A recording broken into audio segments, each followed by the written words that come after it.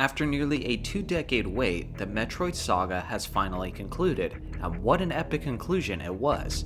I just completed the game not too long ago, and my excitement made this one of the easiest scripts I've ever had to write. In this video, I'll do my best to give an honest review without giving away any major spoilers for those of you who haven't finished the game yet, but I will definitely be discussing spoilers in upcoming videos. Metroid Dread is a thrilling and anxiety-inducing adventure that certainly lives up to its name, as it's almost certainly the most suspenseful and frantic Metroid game to date. The game does an excellent job of picking up where Metroid Fusion left off, and not only is it a fluid continuation of the story, but it also sticks the landing of being the ultimate culmination of all the Metroid games to date, including the Metroid Prime series. You can count on one hand the amount of significant characters in this game's story, but with its world building and with its numerous plot twists, I honestly was more engaged in Samus' story than I expected to be. The decision to have Samus start deep within the world as she constantly tries to reach the surface to return to her ship was certainly a different take on the series, but it was so well executed.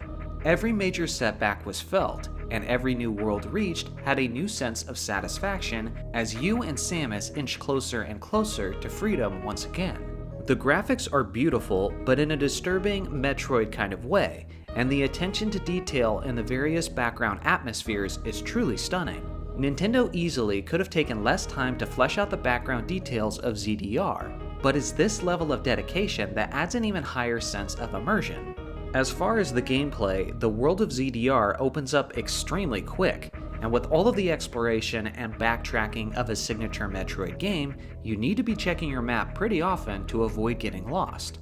As in just about every Metroid game, Samus experiences what this universe calls physical amnesia, where she loses most of her powers early on, and throughout the game, she has to relearn many of those special abilities.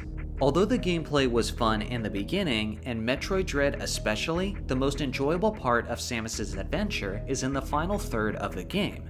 With abilities like Dread's version of the Flash Shift and the Screw Attack, this was possibly the most fun I've had in a Metroid game traveling through the various atmospheres. So much so that honestly, I didn't even mind getting lost every now and then. With all of Samus's aesthetically pleasing and extremely smooth abilities, speedrunners are going to have a tremendous amount of fun with this one. Speaking of which, Dread is the perfect blend between the exploration style of the original Metroid on the NES and Metroid Fusion on the Game Boy Advance. Metroid Fusion was extremely direct in how it advised you to advance through the game, which created an extremely linear experience. It was honestly one of my major issues with the game, as some of the sense of exploration was lost as the game was consistently telling me to head from point A to point B. Metroid Dread gives you some of that assistance like Fusion did, but very often it's just vague enough in its direction that it requires you to do much of the exploring on your own as you figure out what is required to advance in the mission. To put it simply, the exploration in Dread isn't as confusing as the original Metroid, but it also doesn't completely hold your hand either like Fusion did. The developers did an excellent job of finding that unique balance for the perfect Metroid experience. The combat is fast-paced, requires quick reflexes, and is extremely punishing, especially when it comes to the boss battles. The final battle specifically was something I struggled with for at least an hour straight. I'm definitely not the type of gamer who likes to complain about the difficulty of games, but let this at least serve as a warning. When you start out, there's no other options of difficulty settings, and with all of these new people joining the Metroid scene for this one, it's certainly gonna be a steep and brutal learning curve for them, so be prepared if that's you. The cutscenes are very enjoyable, and they do a lot to build the lore of the universe, especially in the second half of the game. And without giving away too many details, there are several events that take place in the second half that have a bigger emotional impact than I was expecting.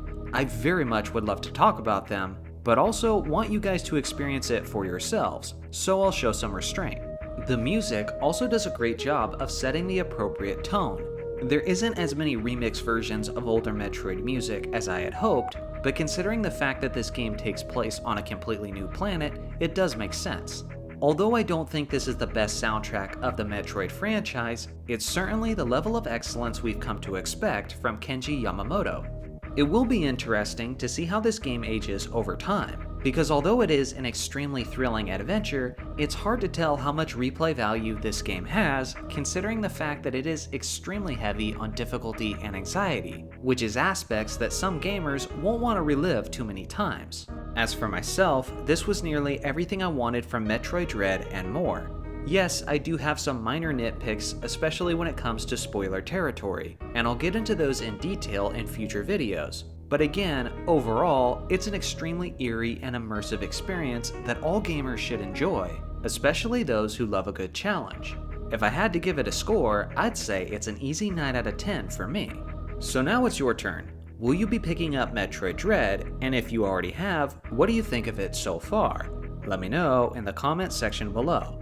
Thanks for watching as always, make sure to like and subscribe for more Nintendo content, and I'll see you guys in the next video.